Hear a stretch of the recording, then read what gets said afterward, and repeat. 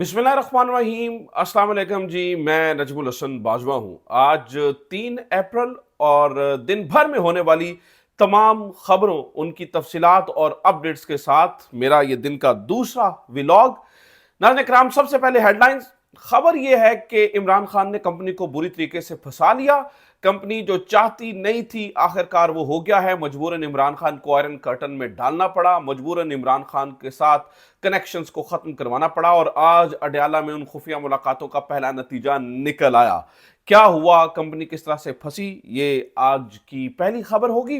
दूसरी खबर नाज़रीन किराम आज शेयर करेंगे जनाब मोहतरम चाचू वज़ीर आज़म मोहतरम मियां शहबाज शरीफ से। इन्हें चाचू मैं इसलिए कह रहा हूं क्योंकि इनके हम ही इन्हें चाचू कहते हैं। तो शहबाज शरीफ साहब आज खुशखबरी देने आए थे। बदखबरी लेकर कैसे गए? पेट्रोल और बिजली की खुशखबरी देने आए थे, जबकि बिन सलमान और डोनाल्ड ट्रंप ने इनको सरप्राइज दे डाला। चाचू हक्के बक्के, चाचू बेचारी की लुटिया जो है वो डूब गई।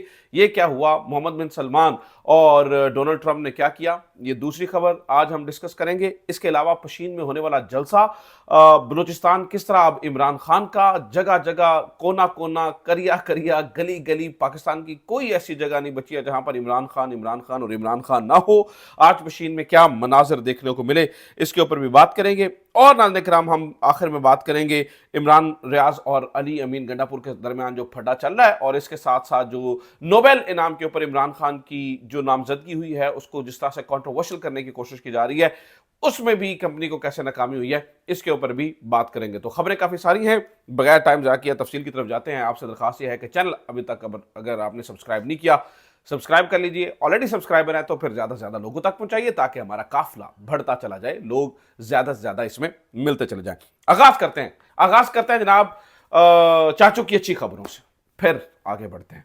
अच्छी खबर नाज़रीन किराम, क्या आज हमें यह बताया गया कि जनाब कल से ढिंढोरा पीटा जा रहा था। मोहतरम शहबाज शरीफ साहब के जो मरासी हैं वो ढिंढोरा पीट रहे थे कि आपको पता है मैं मरासी किन को कहता हूं, जो आपको अंदाजा है, नाम लेना जरूरी नहीं है। तो वो ढिंढोरा पीट रहे थे, मोहतरम वज़ीर आज़म शहबाज शरीफ साहब आज सरप्राइज देने जा रहे हैं, ये कर देंगे, फलाना कर देंगे, ढमकाना कर देंगे, मैं ये कर दूंगा, मैं वो कर दूंगा, पता नहीं क्या क्या जो है वो करने की कोशिश की जा रही थी। आज मोहतरम शहबाज शरीफ साहब आए तो उन्होंने 2 फरमुदात सामने रखे, जरा सुन लीजिए वो क्या कहते हैं। नंबर 1 ने कहा जी हम बिजली को 7 रुपए यूनिट सस्ता कर रहे हैं। शुक्र अल्हम्दुलिल्लाह पाकिस्तान की जो मैशत है वो चलना शुरू हो चुकी है। मैं शुक्रिया अदा करना चाहता हूं जनाब सिपा सलार जनरल आसिम मुनीर साहब का, और आसिम मुनीर साहब का बार बार फर्मा बरदार बच्चे की तरह, यानी कि अब खुद फर्मा बरदार बच्चा बन के बार बार उनका नाम लिया और उनका शुक्रिया अदा किया। अब जरा असल कहानी सुनो, सुने और सर धुने कि असल कहानी क्या।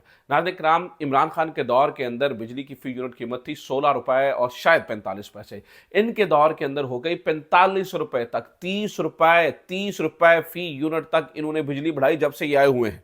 तकरीबन 200% पर यूनिट बिजली की जो है ना वो बढ़ाया गया, और अब 30 रुपए जो है वो यूनिट पे बढ़ाया गया, उसमें से 7 रुपए कम करके जो है वो इन्होंने बल्ले बल्ले शुरू कर दिया। मुझे मेरे ज़हन में वो जल्दी जल्दी मैं आपको एक वाक़ा सुना दूं। वैसे तो मैं जात पात के ऊपर कोई बात नहीं करता होता, लेकिन चलें आपको छोटी सी बात सुना देता हूं। वो एक मिरासी था ना, वो एक चौधरी साहब की शेव कर रहा था। शेव करते करते उसने कहा, चौ साहब मेरा गुजारा नहीं हो रहा, मेरे तो पैसे बता दो। चौ साहब ने कहा तू टेंशन न ले, मैं रहमिया तेरे पैसे बता दूंगा। उन्होंने कहा तू बाहर जाके ऐलान कर दे। उन्होंने कहा कितने पैसे लाना? कहा जी 10 रुपए। चौ साहब ने कहा तू बाहर जाके ऐलान कर दे, आज तू बाद शेव की कीमत हो जाएगी 40 रुपए। उसने ऐलान कर दिया, लोग पीटते पीटते चौ साहब के पास आए। चौ साहब है कि रहमे ने की कितना 10 रुपए, तो सीधा 40 रुपए करता। उन्होंने कहा ठीक है। उन्होंने कहा बुलाओ रहमे नू। रहमे को बुलाया। उन्होंने कहा भाई तू की किता? कहता जी 40 रुपए। चौ साहब बढ़ाता। उन्होंने कहा ना 40 रुपए नहीं होने दे, आज तो बाद 20 रुपए होने दे। तो वो 20 रुपए, वो भी राजी, ये भी राजी। रहमे के पैसे भी बढ़ गए और अवाम भी खसी खुशी घर चली गई। ये हिसाब किया इन्होंने। तो बहरहाल आप इसमें से चौधरी जिसको दिल समझते हैं, मरासी जिसको दिल समझते हैं, मैं उसके ऊपर जो है ना वो बात नहीं करूंगा। बहरहाल नाज़रीन इकराम, ये है इनकी असल हकीकत। और फिर दूसरा एक और दावा इन्होंने किया। आज इन्होंने कहा जी वो हम बिजली जो महंगाई की जो शरह है वो 1.5% है। वो शायद 30-35% कह रहे थे, वहां पे बड़ी थी महंगाई की शरह, और महंगाई की शरह 1.5% रहेगी। नाज़रीन इकराम, चिट्टा झूठ, सफेद झूठ, दिन दिहाड़े झूठ, यानी कि इतना बड़ा झूठ और इतनी मुंह पक्का करके झूठ के शायद इससे बड़ा कोई झूठ नहीं हो सकता। ये महंगाई बढ़ने की शरह को महंगाई की शरह से मिलाते हैं। बारीक वारदात डालने की कोशिश करते हैं। महंगाई बढ़ने की शरह होती है वो जरूर कम हुई है, महंगाई बढ़ने की शरह होती है कि किस हिसाब से महंगाई बढ़ती चली जा रही है। इनके दौर में महंगाई बढ़ने की शरह बहुत ज्यादा चली गई थी। इसका महंगाई बढ़ने की शरह कम नीचे आने से मतलब ये नहीं है कि महंगाई खत्म हो गई है। महंगाई की बढ़ने की, अगर महंगाई की शरह 1% रह गई है तो मोहतरम जनाब चाचू वज़ीर आज़म साहब जाएं किसी रेडी के ऊपर आलू लेके दिखाएं, जाए किसी रेडी के ऊपर गोभी लेके दिखाएं, जाए किसी रेडी के ऊपर सब्जी लेके बताएं।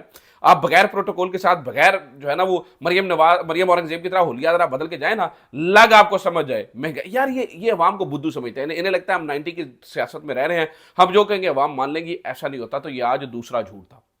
बहरहाल नाज़रीन, मैं तो ये कहता हूं कि ये आज खुशखबरियां सुनाने आए थे, इनको बदखबरियां सुनने को मिली। ये बदखबरियां भी सुन लें कि आज इनको बदखबरियां क्या सुनने को मिली है। फिर हम जरा अडयाला के ऊपर और किस तरह से कंपनी फंसी और किस तरह से इमरान खान क्या कर रहे हैं और क्या मामला था वहां पर, उसके ऊपर जाएंगे। दो खबरें सुने आज के दिन, दो खबरें मेरे नजर के सामने से गुजरी हैं। मुझे लगता है कि इनकी खुशखबरियां जो है वो बदखबरियों में वो कहते हैं, इससे प्रॉपरली कहते हैं कि जैसे वो कहता होता है ना शेर अफजल मदद, प्रोग्राम बढ़ गया, इसको कहते हैं प्रोग्राम का बढ़ जाना। नाज़रीन किराम, आज पता ये चला, आज ये खुशियां मना रहे हैं। देखिए हमारे लिए इस वक्त रोने का मकाम है। प्रॉब्लम ये है कि रात डोनाल्ड ट्रंप ने सबसे पहला झटका दिया था, पूरी दुनिया के टैरिफ बढ़ाए। जो पाकिस्तान के टैरिफ बढ़ा वो 28% है। आपको पता है कि पाकिस्तान की सबसे ज्यादा बरामदात अमेरिका को है। पाकिस्तान जो है वो सबसे ज्यादा बरामदात अमेरिका को भेजता है। मेरे ख्याल से $31 अरब दुनिया भर में पाकिस्तान की बरामदात है। $6 अरब शायद उसमें से सिर्फ और सिर्फ अमेरिका की है। और 28% टैरिफ बढ़ने का मतलब यह है कि ठीक ठाक पैसे आपको देने पड़ेंगे। इतने पैसे देने पड़ेंगे कि शायद जितने पैसे आप अपने आप को भी बेच देते हैं ना, यानी कि अपने मोटरवे बेच दो, चीज़ें बेच दो, तो फिर भी पूरे नहीं होने। हर साल इतने पैसे आपको देने पड़ेंगे। हमारे लिए इस टाइम परेशान होने का मकाम था। यानी हमें तो ये चाहिए था कि कन्विंस करते, उधर ओवरसीज पाकिस्तानियों को बुलाते हैं, ओवरसीज पाकिस्तानियों के साथ ये काम करते हैं, ओवरसीज पाकिस्तानियों को कहते हैं कि भाई हमारा काम करवाओ वहां पर। जिस तरह से दूसरे मुल्कों ने अपना टैरिफ कम करवाया, हम भी अपना टैरिफ कम करवा लेते हैं। लेकिन हम ओवरसीज को, पाकिस्तानियों को बुला के कह रहे इमरान खान तो दूर हो यार, ओ ए फलाना काम कर लो, ये ढिमकाना कर लो। आपकी प्रायोरिटी इमरान खान होगी, आप इमरान खान के नाम के ऊपर सब कुछ करने के लिए तैयार हैं। मुल्क टट्ठे घूम में बढ़ गया, मुल्क की बरामदार टट्ठे घूम में बढ़ गया। आप उन ओवरसीज पाकिस्तानी को जो आपका एसेट थे उनको इस्तेमाल कर सकते थे अमेरिका के ऊपर दबाव बढ़ाने के लिए, टैरिफ कम करवाने के लिए, आपने उन्हें भी अपने जाती सियासत के लिए इस्तेमाल किया। बहरहाल पहला मामला ये। दूसरी जनाब जरा मोहम्मद बिन सलमान से खबर सुन लें। तो आज मैं टाइम्स ऑफ इंडिया में खबर पढ़ रहा था, Saudi visa ban, new restrictions effective April 13, 2025। ठीक है, तो शॉर्ट जो वीज़ा है वो जो सऊदी अरब वीज़ा देता है पाकिस्तानियों को, और भी कुछ मुल्क है, लेकिन खास तौर पर पाकिस्तानियों के बारे में चूंकि यहाँ पर जाके मांगते हैं। खास तौर पर मुझे तो मैं हैरान होता हूँ। मोहम्मद बिन सलमान इमरान खान के दौर में आया था तो वो प्रेसिडेंट रिहा करके गया था। वो कहता था मैं आपका एम्बेसडर हूँ, यानी पाकिस्तान का एम्बेसडर हूँ सऊदी अरब में। और अब पता चला जी पाकिस्तानियों के वीज़ा में रिस्ट्रिक्शंस लगने जा रही हैं। और तो और यानी कि सऊदी अरब जो हमारा घर था वहाँ पर भी हम पर रिस्ट्रिक्शंस आती है। किस किस्म के रिस्ट्रिक्शंस?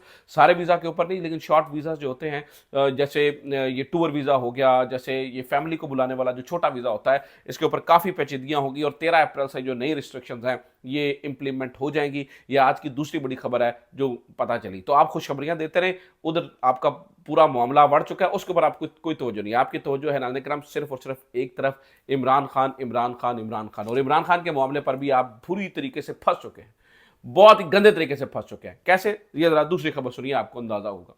नाज़रीन किराम, आज क्या हुआ? आज आम मुलाकातों का दिन था, कल स्पेशल मुलाकातों का दिन था। कल गंडापुर साहब गए, बैरिस्टर सैफ मुलाकात के लिए गए, और उसके बाद इन्होंने मन घड़त खबरें चलाई कि भाई वो हो गया। उसको मैंने सुबह ही आपको बताया, डिनाई कर दिया। उसके बाद भी एक जगह पर मैं देख रहा था जी, बैरिस्टर सैफ ने इतराफ़ कर लिया जी, टास्क दिया गया। फिर बैरिस्टर सैफ सामने आए, उन्होंने कहा जी नहीं, इमरान खान ने कोई टास्क नहीं दिया है। अब नाज़रीन किराम, ये इमरान खान को आयरन कर्टन में लेके जा रहे हैं, और ये अल्टीमेटली कंपनी की शिकस्त है। किस तरह से मैं आपको बताता हूँ, पहले सुन लीजिए ये कर क्या रहे हैं। इमरान खान को हर उस शख्स से मिलने की इजाज़त नहीं है, समेत उनकी फैमिली के, जो उन्हें आज़ादाना राय देता है। कंपनी के मनपसंद के लोग जो है वो इमरान खान से मिल रहे हैं, लगातार मिल रहे हैं। आज भी सलमान अकरम राजा साहब ने लिस्ट दी हुई थी प्रॉपर, डोगर कोर्ट ने जो है वो हुक्म दिया हुआ था, जूते की नोक के ऊपर उस डोगर कोर्ट के हुक्म को रखा है सुपरिटेंडेंट अडयाला जेल ने। उसमें आज जो है उमर अयूब साहब ने मिलना था, आज आलिया हमजा ने मिलना था, आज और लोग थे जिन्होंने मिलना था। उन सबको वापस जाना पड़ा, इंतजार करते रहे, उनको मिलने की इजाज़त नहीं दी गई। सिर्फ कोशिश ये है कि इमरान खान को ऐसे लोहे की चादर में लपेट के रखा जाए, मनपसंद के लोग मिले। नाज़रीन किराम, ये चीज़ बताती है कि इमरान खान इनसे टूट नहीं रहा। अगर तो इमरान खान को इन्होंने कन्विंस कर लिया होता, अगर तो इमरान खान कल या परसों या जो भी इससे पहले मुलाकात थी कन्विंस हो जाता तो इमरान खान को बाकियों से मिलने से रोका क्यों जाता। इमरान खान कन्विंस नहीं हो रहा, उसे ज़हनी तौर पर कमज़ोर करने के लिए। और नाज़रीन कराम, ये एक ऐसा गर्दाब है, इस वक्त मैं आपको बता दूं, इसके अंदर कंपनी बुरी तरीके से फंस चुकी है, इससे वो निकल नहीं सकते। अब ये इनके इधर अटक चुका है, ना बाहर निकाला जा रहा है, ना निकला जा रहा है, ना उगला जा रहा है। अब उसकी सूरत हाल वजह क्या है? टाइम बहुत थोड़ा है इनके पास, जो और काम बड़े ज़्यादा है इनके पास करने वाले। कैसे टाइम थोड़ा है? नाज़रीन कराम, जो है ना वो अमरीकी वफ्द आ रहा है यहाँ पर विजिट करने के लिए बहुत जल्दी। खास तौर पर वो लोग जो कि फ्री इमरान खान दिन रात जो है ना वो राग लापते रहते हैं, वो आ रहे हैं। दूसरी तौर पर पाकिस्तान डेमोक्रेसी एक्ट जो है वो अमेरिका में पास होने वाला है। इन दोनों चीज़ों को रोकने के लिए इन्हें जल्द अज जल्द इमरान खान को राजी करना जरूरी है। इमरान खान को राजी करने के लिए इन्हें उससे बार्गेन करना जरूरी है, और ये इमरान खान को डंडे के जोर पर राजी करना चाहते हैं।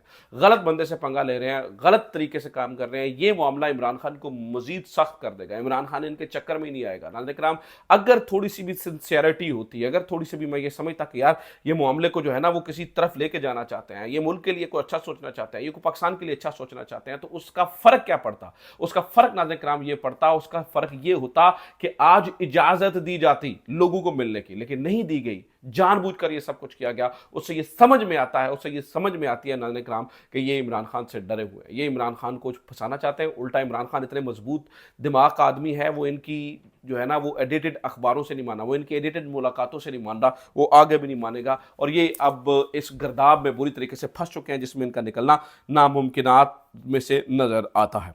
तीसरा नाज़रीन कराम, अब ये अहम तरीन खबर भी आप सुन लीजिए। नोबेल इनाम प्राइस के ऊपर इस वक्त ये मामला जो है वो फैसला साजों के लिए बड़ा परेशानी का सबब बना हुआ है। वो ये समझता है कि यार ये जो है ना इमरान खान का कद और बड़ा कर रहा है, तो इन्होंने क्या किया कि प्रोपेगेंडा टीमें बिठा दी है जो ये साबित करने की कोशिश करें कि इमरान खान की नॉमिनेशन हो ही नहीं है। पूरी दुनिया, नाज़रीन कराम, पूरी दुनिया की अखबारें लिख रही हैं कि इमरान खान की नॉमिनेशन हो गई है। एक हमारा टोला है जो ये मानने को तैयार ही नहीं है कि इमरान खान की नॉमिनेशन हो गया है। उधर जो है वो महरंग की नॉमिनेशन हुई है, उसको जेल में डाला हुआ है। इधर इमरान खान की नॉमिनेशन हुई है, उसको जेल में डाला हुआ है। और मैं आपको अफसोस की बात बताऊं, अफसोस की बात यह है कि ये इसका फायदा उठा सकते थे इमरान खान का, लेकिन उल्टा अब इन्होंने क्या किया, खुद इमरान खान को नहीं गंदा कर रहे, पूरे पाकिस्तान को, पूरे दुनिया के अंदर गंदा किया जा रहा है। जिस तरह से गलत मलत खबरें जो है वो आ रही हैं नॉमिनेशन के हवाले से। हालांकि नाज़रीन कराम, कानून ये कहता है कि आप 50 साल तक खुफिया रख सकते हैं किसने नॉमिनेट किया, कब नॉमिनेट किया, किस तरह से नॉमिनेट किया, किस दिन नॉमिनेशन हुई। और जब इन्होंने उससे पूछा था जिस पैराग्राफ के ऊपर और जिस अखबार के ऊपर और जिस आर्टिकल के ऊपर ये जो है ना वो सारा प्रोपेगेंडा कर रहे हैं, तो उसमें ये कह रहे हैं कि ना हम जो है ना वो मान सकते, ना डिनाई कर सकते हैं, ना ही इसकी तस्दीक कर सकते हैं। तो उसमें वो ऑब्वियसली 50 साल तक उसकी तस्दीक नहीं की जा सकती है। लेकिन नाज़रीन कराम, ये कहानी इस वक्त जारी और सारी है, और इस वक्त ये मामला जो है वो बहुत ही गड़बड़ वाला है। एक और खबर सुन लीजिए नाज़रीन कराम, पूरा पाकिस्तान इस वक्त इमरान खान के साथ खड़ा हो चुका है। खास तौर पर मैंने आपको बताया कि मुल्क का करिया करिया, कोना कोना, आप कहीं पर भी जाएं आपको इमरान खान के नाम की आवाज आएगी। खास तौर पर आप देखिए बलूचिस्तान के अंदर, इस पे तो मुझे लगता है कि एस्टैब्लिशमेंट को शुक्रिया अदा करना चाहिए इमरान खान का कि आप उन्हें कौमी धारे में लेकर आ रहे हैं। अब वो लोग, अब आप पॉलिटिकल एक्टिविटीज कर रहे हैं वहां पर। आज पेशीन के अंदर जब इमरान खान की बात हो रही थी, लोग नारे लगा रहे थे। आज पेशीन के अंदर खड़े होकर जो है वो पाकिस्तान तहरीक इंसाफ के लोगों ने कहा है कि बलोच जो खून है वो उतना ही कीमती है जितना भाई पंजाबियों का खून है। बलोच का अगवा हुआ उतना ही हमें तकलीफ है जितना कोई पंजाबी अगवा होता है। तो उन्होंने कहा आपका पूरा पाकिस्तान, आपका पूरा पंजाब आपके साथ खड़ा है, आपने परेशानी होना। उन्होंने कहा हम इमरान खान का पैगाम लेकर आए हैं आपके पास। तो पेशीन के अंदर नाज़रीन कराम जिस तरह से इमरान खान के नाम की नारेबाजी हुई है, ये मुझे लगता है कि एस्टैब्लिशमेंट को कम से कम इसके ऊपर खुश होना चाहिए कि चलो यार कोई एक वाहिद बंदा है जो कि पूरी जो विफाक की अलामत है और उस पूरे विफाक को जोड़ सकता है। लेकिन ये उस बंदे को कभी भी जेल से बाहर नहीं लेकर आएंगे। कभी भी जो है वो ट्रक की बत्ती के पीछे लगा कर कहेंगे, टाइम बाय करते चले जाएंगे, ड्रामेबाजी करते चले जाएंगे, चीज़ों को इस तरह से करते चले जाएंगे। अल्टीमेटली जो है इनका दिल होगा कि यार किसी तरीके से थोड़ा थोड़ा थोड़ा कम टपाव स्कीम करें ताकि उसको ना ही बाहर लेके आना पड़े। ये एक अफसोस की बात है। एक और खबर नाज़रीन कराम आज के दिन की वो ये कि इमरान रियाज खान और अली अमीन गंडापुर साहब के दरमियान मामला गर्म सर्द होते हुए नजर आ रहे हैं। इरशाद भट्टी साहब ने एक उनके साथ प्रोग्राम किया, उसके अंदर यूट्यूब के लिए, इसके अंदर वो बता रहे थे कि मैं यहाँ पर छुपा और ये वो। इसके ऊपर इमरान रियाज साहब ने तनकीद की और फिर अली अमीन गंडापुर के भाई फैसल अमीन जो है वो मैदान में आ गए और उन्होंने कहा कि जनाब ख़ुद तो तुम बरतानिया में जा छुपे और दिस एंड दैट, और इमरान रियाज को ताने दिया। हालांकि इमरान रियाज एक सहाफ़ी है, वो तो पाकिस्तान में रहना चाहते तो कभी भी बाहर नहीं आना चाहते थे। अब ये मामला बड़े अजीब गरीब रुख की तरफ चला गया। अली अमीन गंडापुर साहब और उनके भाई शायद बहुत एग्रेसिवली चल रहे हैं। भैया आप ये नहीं समझते हैं कि तनकीद, जब आपके पास एक पब्लिक होता है तो आप तनकीद को भी इजाज़त दीजिए, लेकिन ये नहीं कर रहे हैं।